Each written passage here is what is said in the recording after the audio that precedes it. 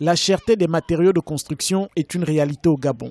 Malgré les bonnes intentions du gouvernement en matière de réforme foncière et d'augmentation des salaires des fonctionnaires, pour de nombreux Gabonais, bâtir sa propre maison est encore un rêve difficilement accessible. La raison est simple, le coût des matériaux de construction est élevé.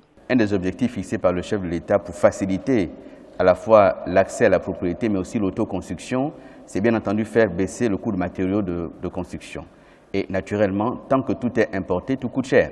C'est pour ça que la production locale est encouragée et certains qui se sont déjà installés ont annoncé, mais on n'a pas encore vérification des chiffres, que quand même leur production allait pouvoir sur le marché coûter un peu moins cher que ce qui se fait aujourd'hui. Sur le terrain, 75% des produits transformés localement sont dédiés à l'export et 25% seulement sont utilisés sur le marché local.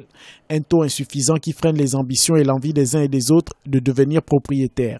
C'est très difficile pour un Gabonais de construire parce que les matériaux de construction sont trop chers au Gabon. Tout est cher au Gabon. Déjà que le coût de vie du Gabon est très élevé. Donc vous comprenez, tout est cher.